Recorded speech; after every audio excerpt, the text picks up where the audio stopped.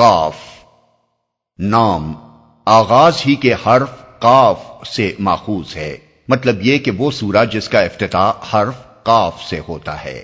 زمانہ نزول کسی معتبر روایت سے یہ پتہ نہیں چلتا کہ یہ ٹھیک کس زمانے میں نازل ہوئی ہے، مگر مضامین پر غور کرنے سے محسوس ہوتا ہے کہ اس کا زمانہ نزول مکہ معظمہ کا دوسرا دور ہے، جو نبوت کے تیسرے سال سے شروع ہو کر 5ویں سال تک رہا۔ اس دور کی خصوصیات ہم سورہ انعام کے دباچے میں بیان کر چکے ہیں۔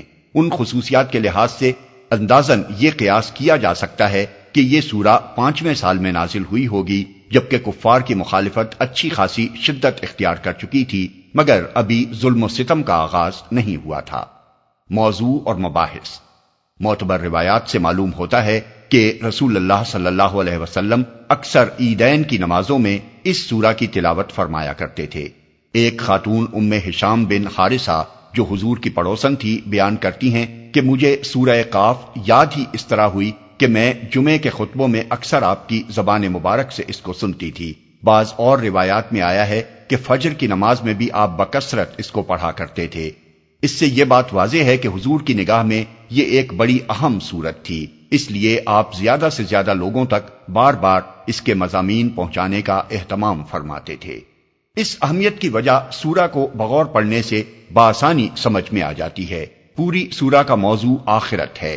رسول اللہ صلی اللہ علیہ وسلم نے جب مکہ معظمہ میں اپنی دعوت کا آغاز کیا تو لوگوں کو سب سے زیادہ اچنبھا آپ کی جس بات پر ہوا وہ یہ تھی کہ مرنے کے بعد انسان دوبارہ اٹھائے جائیں گے اور ان کو اپنے اعمال کا حساب دینا ہوگا۔ لوگ کہتے تھے کہ یہ تو بالکل انہونی بات ہے، عقل باور نہیں کرتی کہ ایسا ہو سکتا ہے۔ آخر یہ کیسے ممکن ہے کہ جب ہمارا ذرہ ذرہ زمین میں منتشر ہو چکا ہو تو ان پراگندہ اجزاء کو ہزارہا برس گزرنے کے بعد پھر سے اکٹھا کر کے ہمارا یہی جسم ازسر نو بنا دیا جائے اور ہم زندہ ہو کر اٹھ کھڑے ہوں؟ اس کے جواب میں اللہ تعالیٰ کی طرف سے یہ تقریر نازل ہوئی۔ اس میں بڑے مختصر طریقے سے چھوٹے چھوٹے فقروں میں ایک طرف آخرت کے امکان اور اس کے وقوع پر دلائل دیے گئے ہیں اور دوسری طرف لوگوں کو خبردار کیا گیا ہے کہ تم خواہ تعجب کرو یا بعید از عقل سمجھو یا جھٹلاؤ، بہرحال اس سے حقیقت نہیں بدل سکتی۔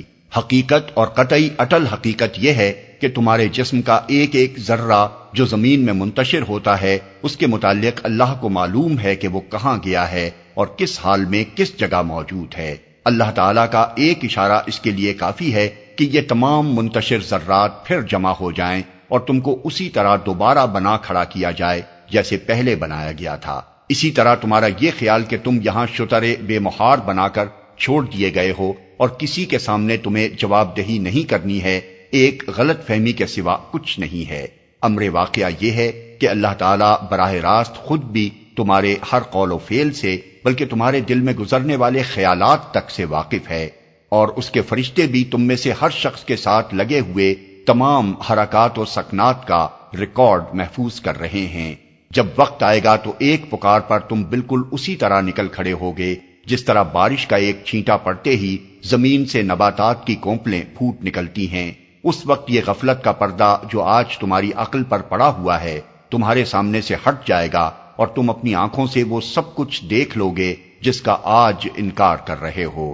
اس وقت تمہیں معلوم ہو جائے گا کہ تم دنیا میں غیر ذمہ دار نہیں تھے بلکہ ذمہ دار اور جواب دہ تھے۔ جزا و سزا، عذاب و ثواب اور جنت و دوزخ جنہیں آج فسانہ عجائب سمجھ رہے ہو، اس وقت یہ ساری چیزیں تمہاری مشہود حقیقتیں ہوں گی۔ حق سے انات کی پاداش میں اسی جہنم کے اندر پھینکے جاؤ گے جسے آج عقل سے بعید سمجھتے ہو، اور خدائے رحمان سے ڈر کر راہ راست کی طرف پلٹ آنے والے تمہاری آنکھوں کے سامنے اسی جنت میں جائیں گے جس کا ذکر سن کر آج تمہیں تعجب ہو رہا ہے۔